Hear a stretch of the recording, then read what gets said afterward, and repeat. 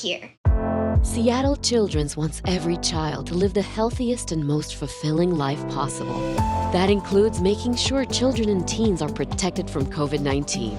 COVID-19 vaccines are safe and will help protect your child from illness and hospitalization.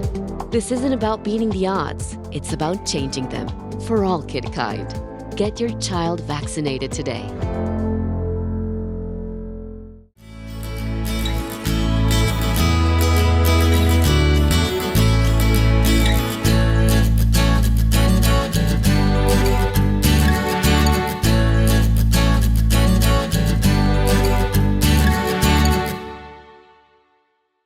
Good afternoon.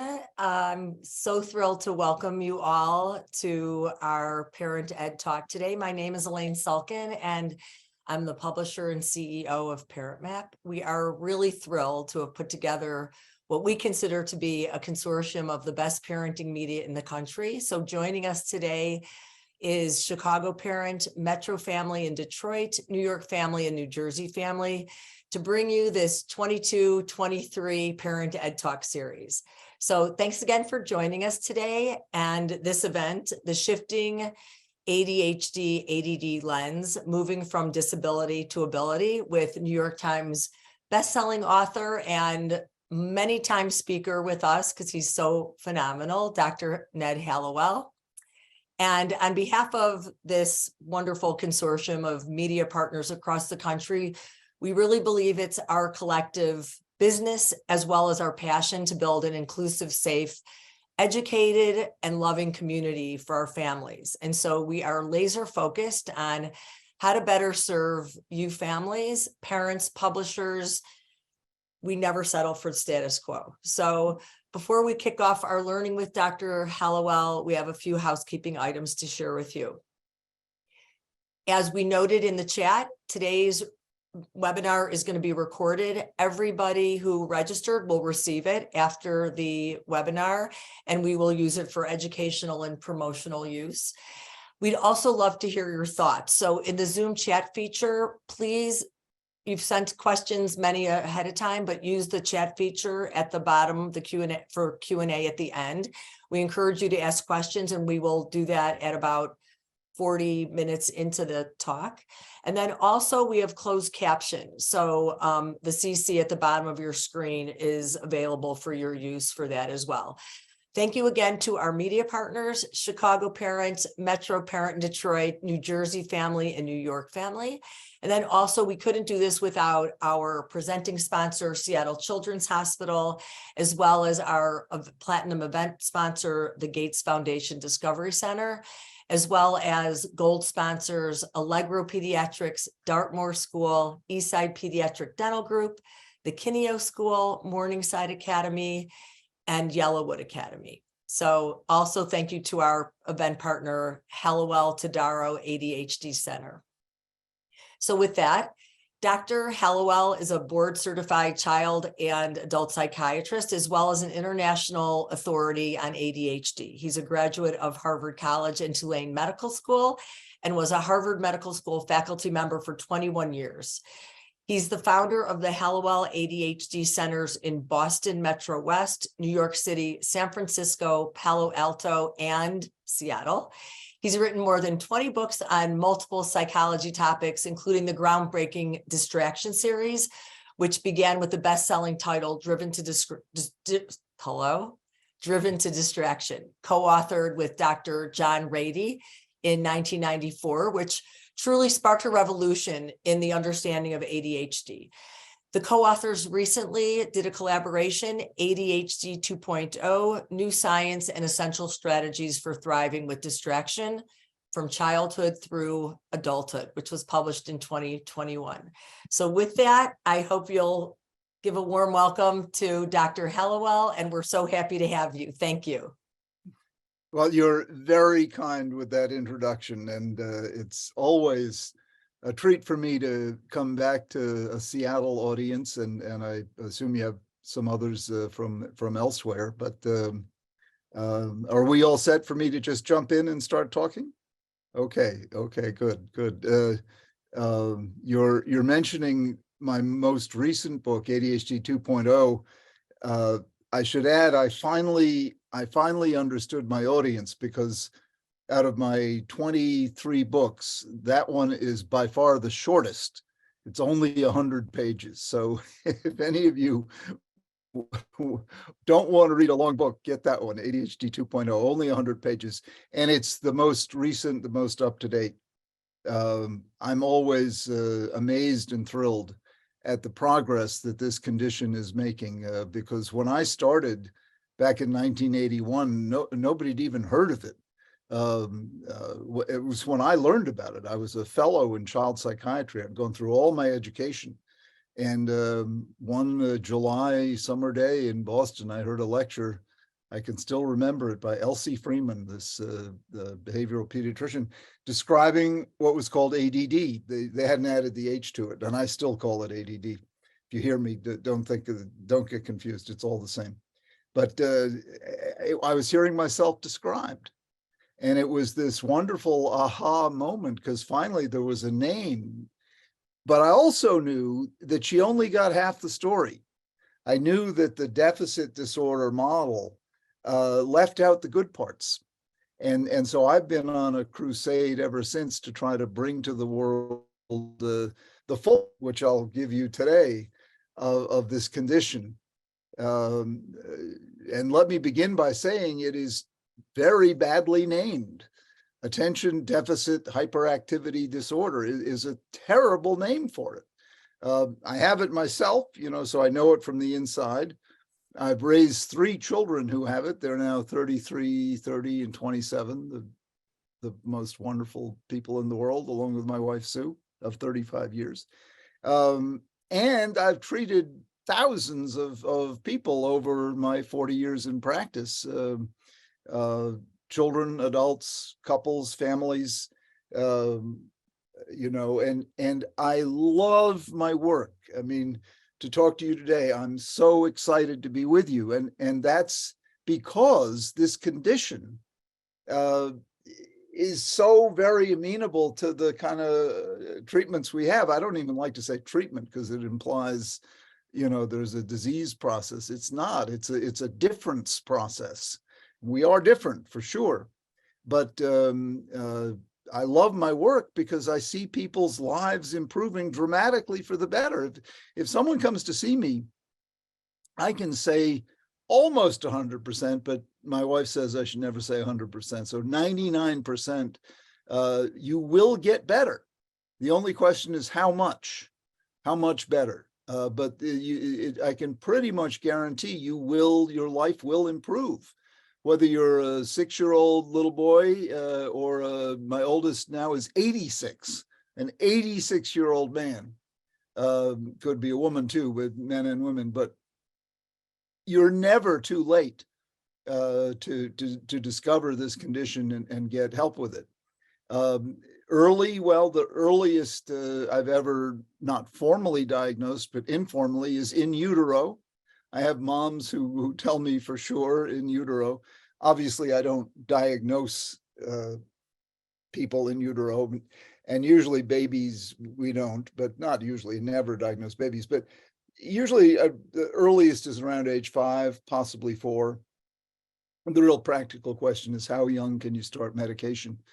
And medically speaking, you can start it at 4. I generally don't until 5 or 6. But certainly the diagnosis you can make at 4. And so I want to explain to you what it is, why I love it so much, but why it's so important to understand it. And let's start there, because the reason it's so important to understand it is the tremendous damage that can be done if you don't. A lot of people think this ADHD is a new condition. Where was it when I was a kid? Well, it was, believe me, it was with you in school when you were a kid. And it was in school in the 1800s and the 1700s and the 15, 14, 1300s. It's been with us, in other words, forever. And you can read descriptions of it in various contexts. But the problem is, for thousands of years, the lens through which this condition was seen was the lens of morality, often colored by theology, by religion. And what that added up to is these kids were diagnosed as being bad. It was a moral failing. It was a character corruption. And so they were diagnosed as bad. And the treatment for bad children historically was to beat them. It was to hit them. It was to torture them in one way or another, demean them, insult them, humiliate them, and then beat them. And that's what these kids got every day. These are the battered children throughout history. It's a horribly grim story. I don't recommend you read it because it'll just make you weep and feel embarrassed for the human race that we treated our children like this. But we did. We beat them largely because we couldn't control them. And we thought by beating them, we would control them. Well, we didn't. All we did was hurt them and make them hate us and make them hate themselves. So I tell you this because a lot of people say, well, in the good old days, I knew how to cure that. Just give them a kick in the pants. No, didn't work, buddy. It was horrible. It was horrible when they got that, and it made them a lot worse and turned them into either criminals or suicides. So it was really good news when in 1937, a doctor in Providence, Rhode Island had a ward full of kids that were out of control. Only he didn't opt for the punishment model. He opted for the treatment model. And so instead of putting them in a reform school where they'd be shackled and beaten, he had them on a hospital ward. And he and his staff were trying everything they could possibly think of to help them, gain some control. And one day, this fellow Bradley was his name, he decided to give these kids amphetamine because he'd read about amphetamine in another journal. His head nurse must have thought he'd gone around the bend. You're going to give these hyperactive kids amphetamine, speed? He said, yeah, let's see what happens. I love his adventurous attitude. Well, what happened was one of the major advances in psychopharmacology in history. These kids, far from being lazy, they took the pill and suddenly they could do their math facts. They loved it. They were eager to learn how to do math. And they just hadn't been able to put up with how boring it was. Well, now with this medication, they were able to sit down and focus. And they called it the arithmetic pill because finally they could learn, which was what they wanted to do. These kids are very eager to learn. And that started a whole real revolution, if you will, in understanding not only what we now call ADHD, but the mind in general. That the moral religious model, thank goodness, and I say that as someone, I'm a practicing Episcopalian, I believe in God, but how God has been misused is another story. But that model, that moral theological model, thank God, fell apart because it deserved to fall apart. And instead, we had a model based on biology, based on genetics, based on evidence that you can actually test and prove. And that model continues with us to this day. And this condition went through various names, but some of them were pretty unfortunate. At one point, it was called minimal brain dysfunction. I wouldn't want to go into a job and say, hi, I'm Ned Hallowell. I have minimal brain dysfunction, but at least it located the problem in the brain. It wasn't minimal soul dysfunction or minimal God versus devil dysfunction or minimal character dysfunction. It was the brain. And that's where the action is in what we call ADHD.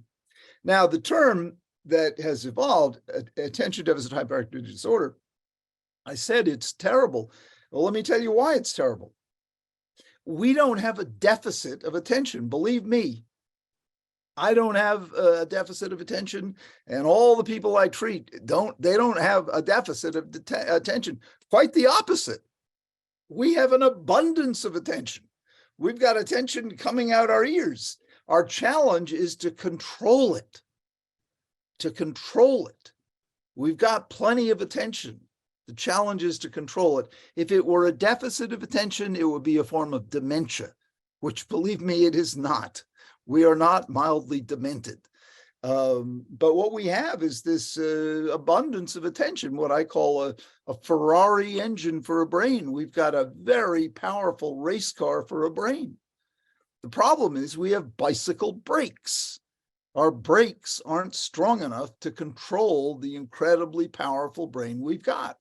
So you might say I'm a brake specialist in that I help people develop braking power so they can win races in life instead of spinning out on curves. And that's what we have it in us to do.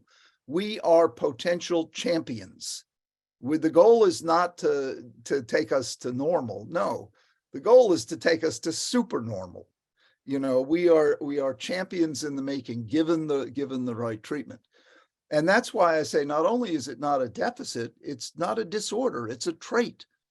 If you manage it right, it becomes like a superpower. You're all familiar, I presume, with the polymerase chain reaction, the PCR test for COVID. Well, that was invented by Kary Mullis, who won the Nobel Prize in chemistry for inventing it, and been one of the biggest breakthroughs in biology since the double helix. Kary Mullis had phenomenal ADD. He was as ADD as you can get. And I've read his autobiography. It's wonderfully fun to read. And his description of how he discovered the PCR, polymerase chain reaction, is straight out of the annals of life with ADHD. I'll let you read it if you, Kary Mullis is his name. But we are Nobel Prize winners, we're Pulitzer Prize winners, we're Academy Award winners, we're self-made millionaires and billionaires. Wherever you find high levels of creativity, high levels of intensity, high levels of ambition and achievement, you'll find ADHD. But, and that's why I say don't call it a disorder, call it a trait. But you'll also find it in the prisons and the halls of the addicted and the unemployed and the marginalized and the very troubled and the misfits. So don't get me wrong. I'm not saying this is an unmitigated blessing. I'm not saying it is necessarily a superpower. I'm saying it can be a superpower. But what makes it so interesting is it can go one way or the other. And that's why if you can get on it early, you stand a better chance, because like I said, the negative outcomes are very negative. Russ Barkley, one of the great researchers in the field, has shown that if you don't deal with this properly, in general, just as a statistic, ADD knocks 13 years off your life. Those of us who have this condition statistically are going to die 13 years younger than we otherwise would. So you got to take it seriously if you don't want to give away 13 years. And the reason is for all the accidents we get into, for all the ways we don't take care of ourselves, for the high level of addiction we have, the high level of criminal behavior that our disinhibition gets us into. A race car brain with no brakes, pretty dangerous car. So it's high stakes poker here, you know, but if you know about it and if you get on it, then you can build the brakes for that race car. Another analogy I love to use is imagine Niagara Falls, titanic amount of power, like the ADD mind. But until you build a hydroelectric plant, it's really just a lot of noise and mist and spectacle. But you build a hydroelectric plant and then you light up the state of New York. So I'm not only a brake specialist, I'm in the hydroelectric plant business. You want to find for these kids and their adult counterparts, where can you plug your brain in so that you light up the state of New York, so that you turn that tremendous energy and brain power you've got into something useful. And it's not always obvious, you know. You may have to try out a few ways of being. Another analogy I use is the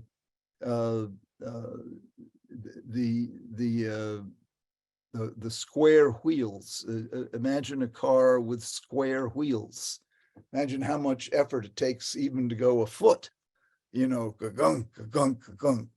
Well, treatment for the ADD rounds out the wheels.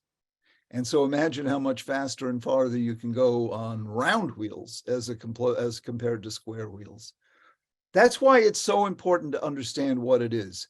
But it's also important to understand it in a strength-based context, because If you tell a kid you've got a hyperactivity deficit disorder, he won't know what it is, but he'll know it's bad.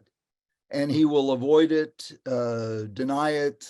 He's not going to sign up for, trying to work on it, usually.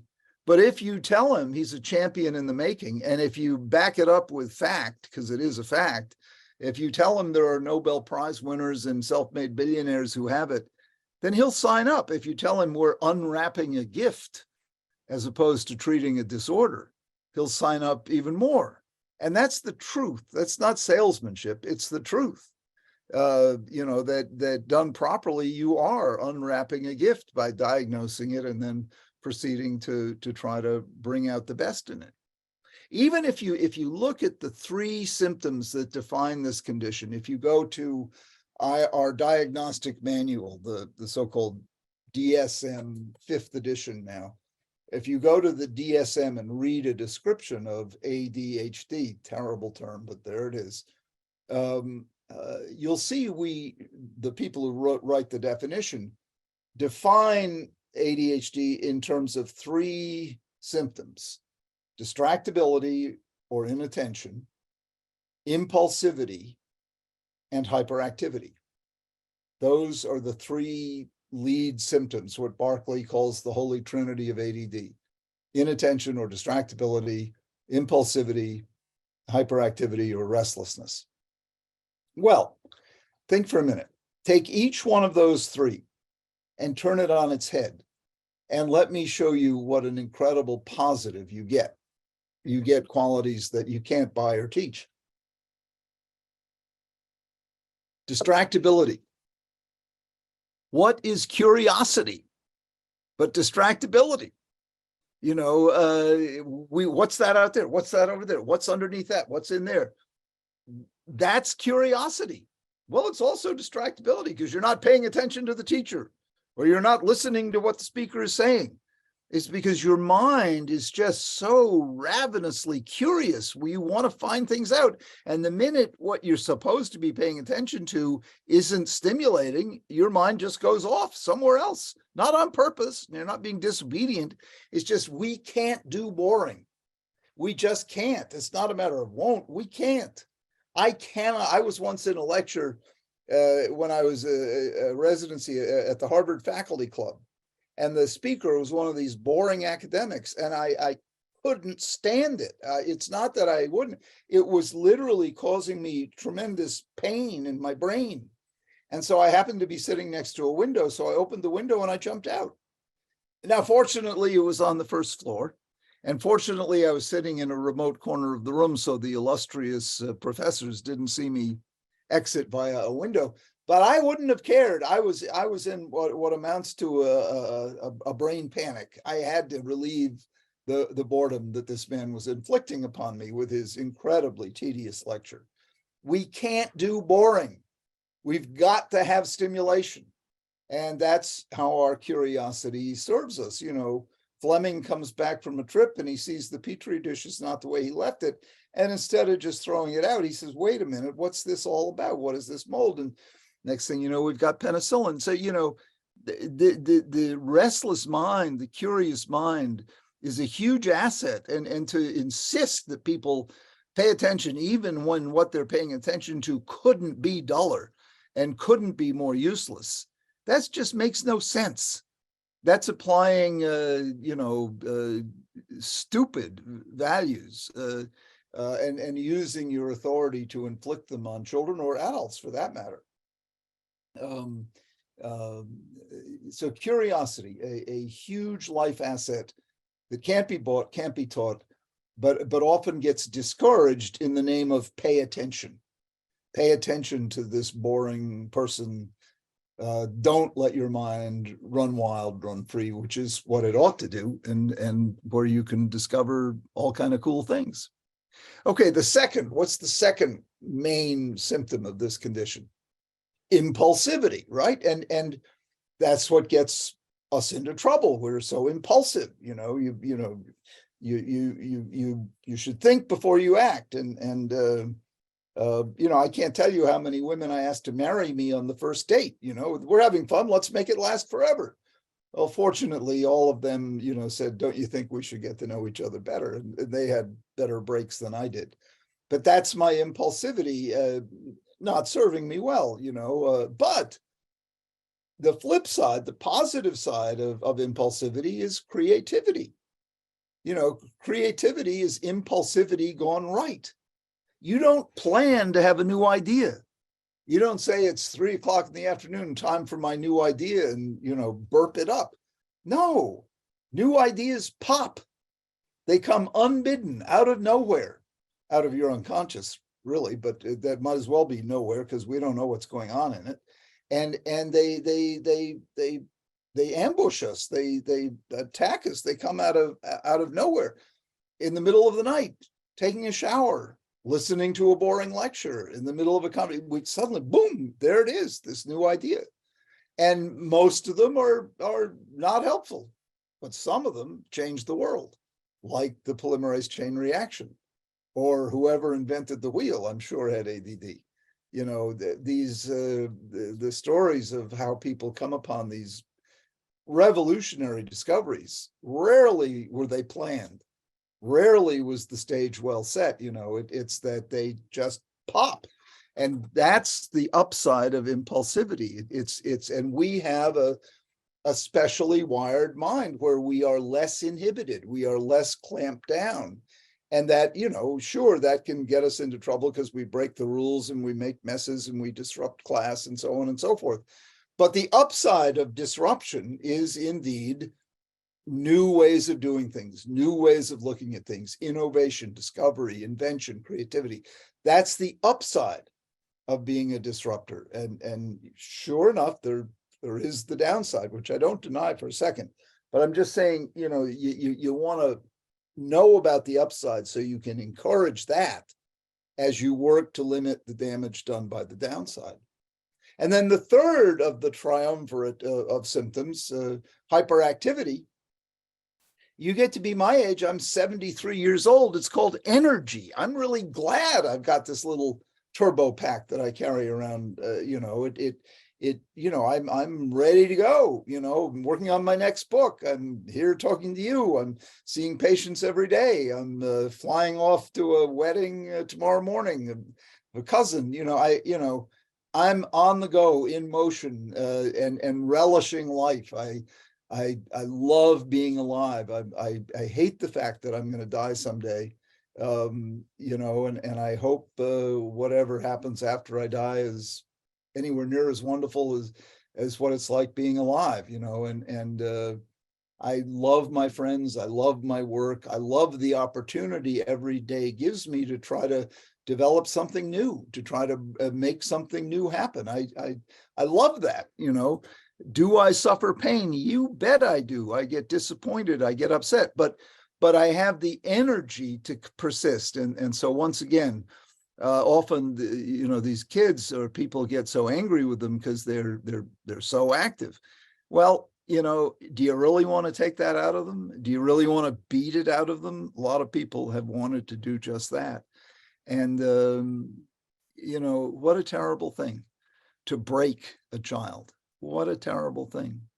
It's much better than to recognize this for the potential superpower that it is, and then set up the conditions that will favor the unwrapping of the gift, as I like to put it, because the gift won't unwrap itself. You can't just say, "Oh, leave it to chance." It might happen, but you really want to give it a better shot than just leaving it to chance. So what do? Well, you start with education. What we're doing right now, the first step is to learn about it. And that's why I've written books.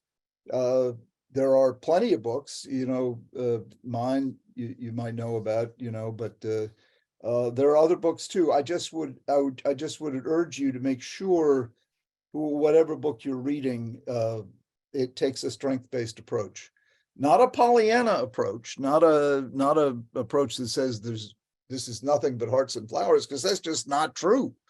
Particularly growing up with this condition, there's a lot of obstacles, a lot of mistakes, a lot of conflicts, a lot of, near disasters or flat out disasters. But if you can get there, to adulthood in one piece with your self-esteem intact and still full of hope and still full of dreams, and the good side really does kick in, and you do things that nobody would expect, and you discover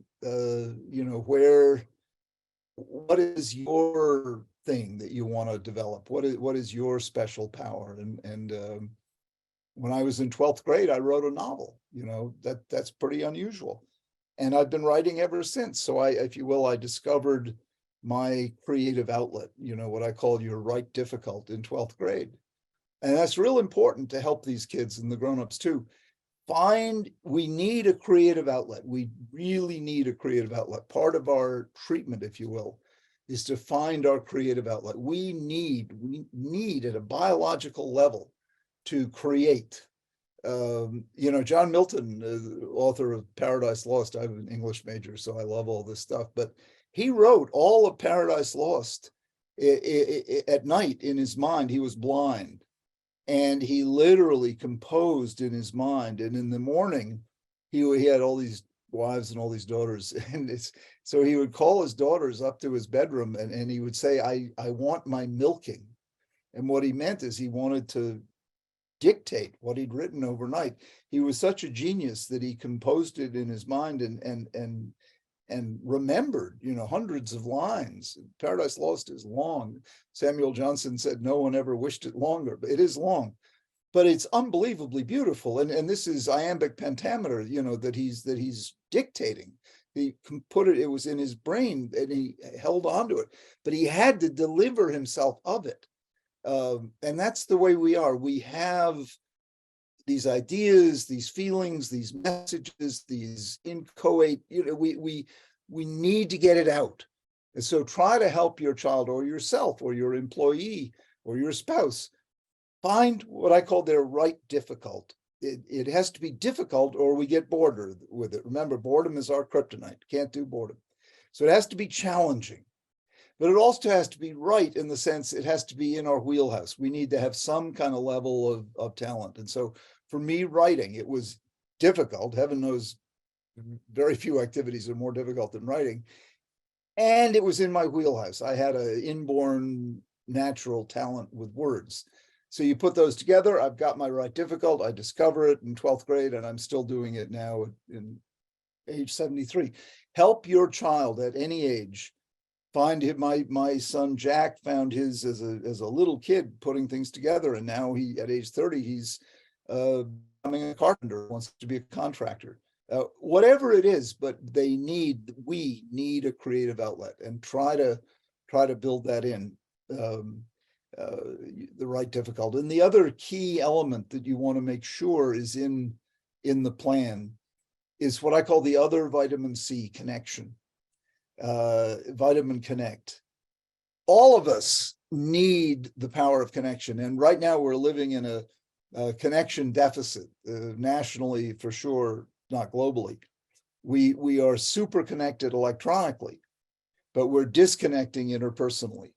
So you want to make sure your child or you get plenty of doses of connection. You can get it online, but you also want human moments. You want the, connecting in person, and touch is important. For example, you want hugs.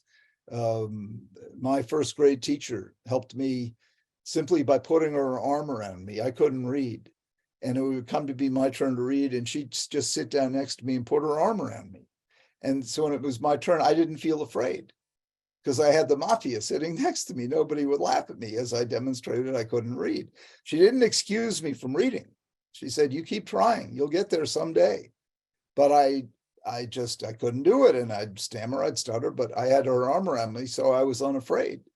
And I looked forward to reading period because I looked forward to that hug. I liked how it felt. And the part of me that had talent with words began to germinate. I was still, by the end of the year, the worst reader in the first grade, but I was a very enthusiastic student of reading. And that's because of that arm. That's because of the connection. And the first step in learning anything is to get rid of fear and promote connection. Now, to this minute, I'm an incredibly slow reader. I have dyslexia, and it wasn't diagnosed or treated when it could have been back in, but I did get that arm, which was the best thing of all. But I'm a terribly slow reader. And my wife says, I don't know how you know anything. It takes me so long to read. But I managed to, graduate from Harvard as an English major while doing pre-med with high honors. And I make a living now with words, writing them, speaking them, and listening to them. So there is a gift in my stupid brain, in my disordered brain, in my, whatever you want to call it, that I've been able to unwrap thanks to wonderful mentors along the way. So you want to always recognize your child's potential gift, talent, potential talent, and you discover it by exposing them to as much as you possibly can. The best neuropsych test is living a full life, exposing your child or yourself to as many activities as possible by way of seeing where does your brain light up. With my little son, it was the minute he had Legos and blocks, he was off to the races, putting things together. But so you're always on the lookout for that flash of enthusiasm, that glint in the eye, that moment, and then you just fan those flames. And you may have a heck of a time doing it, because these kids can be very difficult, but that's where you also need structure. And that's another key element of unwrapping the gift. You need structure. Leslie Tadaro, who runs the centers she's an amazing woman who just has created a wonderful gift to the Seattle community in the centers that she runs. She got into the whole thing because she has this incredible son who's, just got ADD coming out of his ears, and he was a challenge raising him. And as she would be the first to tell you, but he also, I've met him and got to know him, he also is a genius. He's just got the most charisma and the most, he's got a natural gift with people, and he's got a natural big-heartedness. I mean, he wants to, feed the homeless, and he wants to take care of the people in distress. But he also wants to get into as much mischief as he can. And so, he presents challenges all along the way. And Leslie and her husband did a beautiful job of unwrapping his gift. They didn't punish him as much as other parents might have, thank goodness. But nor did they just say, do whatever you want. So they, raising these kids is very labor intensive. It's almost like you want to hire an army of people, not just a nanny. But if you keep at it, the results are spectacular. I mean, these are the people who change the world. These are the entrepreneurs, the inventors, the creators, the people who discover and find new things. I'm getting a sense that I'm being asked to wrap up so I can take questions, which I will do. Let me just quickly add another element of treatment that everyone asks about is medication. And I'd urge you to read the last chapter of my last book, 2.0. The take-home point about medication, and I'll say more in your questions, but the take-home point about medication couldn't be simpler. If it helps and doesn't cause side effects, use it. If it doesn't help or does cause side effects, don't use it. Now, what could be simpler than that? And yet people turn it into so much more. And the question that they ask that I always makes me laugh. They'll say, do you believe in Ritalin? Or do you believe in Adderall? And my answer is, it's not a religious principle. It's not a matter of faith. It's a matter of science. And the evidence is very clear. These medications will help and not cause side effects about 70 to 80% of the time. And how do you find out? If you're one of the lucky ones who it's trial and error. That's really the state of the art. So it's another tool in the toolbox. It should never be the only intervention, but it is among interventions we have. It is by far the quickest and gives the most immediate result of anything. So I urge you, in the hands of a person, a practitioner who knows what he or she is doing, to give it a try. All right, I've talked too long. I'll stop now and I'll take questions. I mean, first of all, you haven't talked too long. It's profound how many questions there are in the queue, and your loving, generous, warm spirit is truly felt by the many hundreds of people that are on this. So first of all, I just have to thank you. And while I'm talking, Brenna will put up a quick poll so that we can get an idea of where people are from. And I'm going to read you just one quote, Dr. Hallowell, from someone, because this says so much about the service that you do. She wrote, "I'm so glad to be in this webinar. I cannot tell you how isolated I have felt for the past 17 years with my son. I'm an education advocate, but feel so helpless." So never should you feel anything but tremendous pride for the great work that you're doing. And I will launch into this question, the first question. What are some strategies that parents can employ to help their ADHD neurodiverse teens with motivation, forward thinking, focus, and organization? And a part two is, there are several aspects of that focused on homework specifically. Well, by the way, I have to apologize to Brenna. I said I'd start off by asking people where It's okay. and why they are here as a parent or as a We child. got it. I'm sorry, but that's my ADD. It wasn't interesting enough for me to hold on to it. And that is the answer to your question. You got to make it interesting. Lecturing your son about how important it is to do well so he can get into a good, quote unquote, good college. You can lecture till you're blue in the face. It's a waste of time. It can actually be counterproductive because you can make him resentful, tune you out, rebel. I mean, all of your best intentions. There's an important distinction in life that my wife always reminds me of. She's a couples therapist and incredibly good. There's a big difference between your intent and your impact. So your intent, when you tell your son to get his homework done and all the rest that you tell him, your intent is 100% pure. Remember those old ads for Ivory soap? I'm old enough, I remember that was 99.9% pure. I always wondered what the 0.1% was about. But anyway, your intent is completely pure, but your impact is not. It's very destructive. These lectures are they really do damage. Your kid feels, at best alienated from you, and at worst bored with you and blowing you off, and all your worst fears come true. So intent versus impact. Always be trying to assess what is the impact. And I'll tell you, if you want to have the impact you're looking for, which is engagement, you got to make it interesting. Now, that does mean you can resort to bribery. That is one way of making it interesting.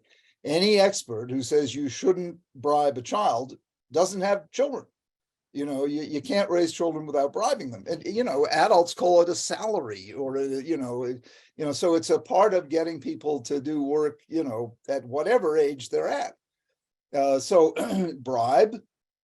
But if you can I'll tell you how I got through medical school was in 6th grade. I had a math teacher who made paying attention to details so interesting that I developed a muscle, that my ADD brain didn't have. And I mean, stupid detail, like where you put a comma or what the date is, or whether you break we had paper and 3-ring binder. And if you pulled it out, you'd break the rings that the ring went through. And that was a no-no. So he had like 15 different little details. And if you handed in a perfect paper, the answers didn't matter. If you handed in a paper that didn't violate any of his rules of style, he would make this big production of weeping and, oh my God. Oh. And it was so much fun to watch him do his routine as a 6th grader that I paid super attention to these stupid details, and I handed in perfect papers all the time. just because I wanted to see him do his thing, go through his routine. That is a genius teacher. That is you're able to take something that is intrinsically dull as dishwater and make a kid get interested in it. That's what you do. You turn it into a game. You bribe. You make a contest. But the guilt tripping, the lecturing, it is completely a waste of time. It just doesn't work. And what I'm recommending takes imagination. It's not easy. And as a mom or a dad, talk to other parents. Take the most imaginative teacher your child has and ask how he or she does it. Because it's the secret to being a great teacher too. So I think that's a great segue into where there are a ton of questions around this aspect. Not everyone is going to ever get that teacher. And how can you help give parents tips for navigating these issues with the school as the whole? Because you could have one teacher, then a bad teacher. And so that is a very common question that people are just so frustrated by. Another big one. Whatever school your child is in, make friends with that school. If you're going to have your child in a school, you want to have a good relationship with it. Otherwise, take your kid out of the school, because you don't want to take your child to a school that you have a bad relationship with. It's just as angry as you are, as justified as your anger is, as bad as they've handled this, that, and the other thing. If your child is going to that school, you owe it to your child for you to be thought well of when you walk in the front door. And you can do that by baking brownies. You can do that by contributing to the bake sale. You can do that by, helping the teacher bring around difficult parents or whatever the school needs. You can help by, digging holes for the playground. I mean, whatever needs to be done, do it. Make friends with the school. And I don't care whether you're right in your objections. But another important point, being right in life is way overrated. In your marriage, it doesn't matter who's right. It really doesn't, and in your relationships in business or in school, it doesn't matter who's right. I'll never forget, a woman told me she'd languished. She was a brilliant woman, and she'd languished at a low level in this company until she said, until I learned an important lesson. And then she's a senior executive. I said, what was the lesson? She said, well, let me tell you what I am right now. I'm a recovering righteous bitch. She said, I used to go into every meeting with the sole purpose of being right. And I'm very smart, so I usually was righter than everyone else. But all that did was make them resent me. So they were very glad to keep me down. Well, when I learned how to make friends with people and maybe not have to be right, which was her way of making them feel wrong, then I suddenly, it made a big difference. So put aside your righteous indignation, put aside your appetite for justice. Now, I'm not saying you support injustice at all. I'm just saying you don't have to turn everything into a big case. You can still work for good. So, this is maybe it sounds like I'm saying you should suck up. No, I'm not saying you should suck up, but I am saying you should sacrifice for the team, put it like that. And the team being your son or your daughter. Make friends with the school, coach your kid. If your kid has a bad teacher, and I'm the only person I know who never had a bad teacher, I can literally say I never had a bad teacher. Most people will have bad teachers. See that as a learning experience. See that as, because you will have a bad boss at some point or another. Figure out how to make it work as best you can. And it's not by being arrogant and defiant and showing the teacher up and doing all the things you want to do. It's by learning how to, make the best of a sucky situation. Great one. Here, what are the best ways to talk to your children about their diagnosis and kind of mitigate that negative self-talk and shame that they automatically feel? And race car brain with bicycle brakes. Believe me, it's worked for me for many years now. Kids get it. It's very obvious and it's neurologically accurate.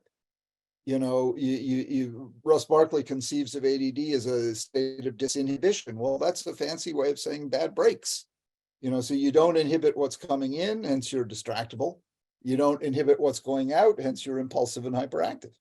But it also builds into it the power of the race car brain, your ability to change the world. So, and a kid is willing, and by the way, it takes the shame out of it. You have to intervene. But instead of saying, when you punch your sister, you bad boy, which makes him feel ashamed, you say your brakes failed you. He can own that. Yeah, I got to work on my brakes. Gosh darn brakes. I got to work on those. And then you said about doing this, it makes it mechanical. It's no longer a matter of character and soul and goodness and all these very exalted things that make a person feel ashamed. It's your brakes. You got to get a brake job. Okay, I'll work on that. And so you do have to intervene. You do have to set a limit, but you don't do it in terms of badness or goodness. You do it in terms of your brakes failing you. It's a very, very effective. And then people will work hard because you say, with good brakes, this Maserati can win championships. Without good brakes, it spins out on the curves. So again, it's neurologically accurate, but it's strength-based, but doesn't disown or ignore the problem. Mm-hmm. And here we go with the question around medication. So there are a number of questions around age. Are there alternatives? You gave a good wide paintbrush, but a little more detail around, age appropriate, just take it. Well, and you can start meds at any age. As I said, I usually don't start any younger than 5, but any age, and there's no maximum age. A lot of old people are told you're too old for stimulant medication. Nonsense. Like I said, 86 years old. As long as you monitor EKG, and then the 5 variables you want to monitor, again, at any age. Subjective, how do you feel? If it makes you feel rotten, don't take it. And then 4 objective, heart rate, blood pressure, weight, and sleep. And as long as those 4 numbers are stable, you're fine. Stimulant medication can elevate heart rate and blood pressure. It does suppress appetite, so you lose weight, and it can cause insomnia. So you want to watch those 4: heart rate, blood pressure, weight, and sleep, and then subjective, how you feel on it. As long as those 4 are stable, you're fine. I mean, my daughter has been taking stimulant medication since 3rd grade, and she's now 33. She's a advertising executive with the National Football League. She made some of the commercials in the Super Bowl, if you watched it. And she wouldn't go a day without her Vyvanse. It works wonders for her. Now, would it work for everybody? No, it doesn't, and it's a matter of trial and error. But don't be afraid of medication. And don't think, people think, is it addictive? Quite the opposite. It reduces the risk of addiction. Addiction is much more common in ADD people than in the general population. If you're taking stimulant medication, that risk goes down. Far from being a gateway drug, it somewhat closes the gate. Do you develop tolerance? No, you don't have to keep increasing the dose. One thing that you do need to be aware of is it is illegal to give it away or sell it. So if your child is taking it, make sure he keeps it to himself or herself. Another question that comes up with adults: should I tell people in the workplace that I have ADD? My answer is no. Not because you should be ashamed of it, but because sadly, most people still don't understand that it's a marker of talent. And some of them will hold it against you and think you're unreliable or wacky or one thing or another. And there's no reason for them to know about it. You can disclose symptoms, like I have trouble with being on time, but I'll give you the best ideas you've ever seen, or I'm not great at meetings, but I am great at working my ass off. And as a group, we tend to be very hard workers. Meetings, we just, the boredom factor gets in our way. So you can say what you're good at and what you're bad at, but I would advise you not to use the term ADHD unless you have tremendous trust or you're in an organization where you know they understand it's a potential talent. Great point. Let's do a last one. What are the best resources you would recommend for beginning the diagnosis process or just learning about that, and as well as supporting already diagnosed kids? So well, I do think my books are very good, and I would start with ADHD 2.0 because it's so short. It has everything you need in it. And then I'd go to my first rule, which is never worry alone.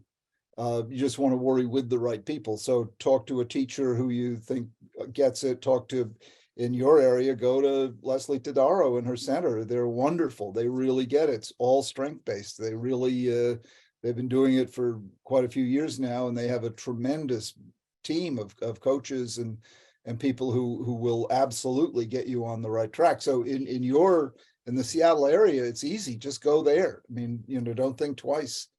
And where are the other centers located? Well, you mean around the country? Yeah. Oh, we have people from New York, New Jersey. Okay, so Chicago. In Boston is where I am, and it's in Sudbury, just west of Boston. In New York, we're on West 72nd Street in Manhattan. We do it all over Zoom now. So, but the physical plant is West 72nd Street. Then there's one down in Palo Alto. Nice. And then Seattle. We're hoping to open others around the country because it's hard to find the strength-based centers. Nobody disagrees with it. It's just that the academic people are so wedded to the deficit disorder model, it's hard to wash it out of their system. And so you get these very pathology-drenched assessments and treatment plans, and the whole attitude is so negative. And yeah, I'm telling you, it really makes a difference if you can. I mean, I'm very upbeat about it, but I don't deny the downside. I know it can ruin a life. That makes me even more upbeat about it because I say, please get help because the help works. But if you don't get help, it's a terrible, terrible consignment to a very difficult life, at best, a difficult life. Well, I can't thank you enough. And the unbelievable rapid fire appreciations in the chats for people being able to listen to you and hear your optimism and loving attention to this and help them is unbelievably appreciated. I hope everyone will join us for our next talk, which is a parenting playbook for raising the happiest kids on earth with cultural researcher and parenting expert, Jessica Joelle Alexander. This is more about what we can learn from international parenting.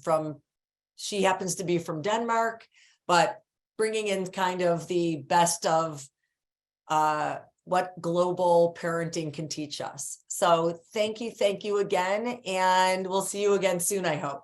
Thank you so much. Thank you indeed. Thank you.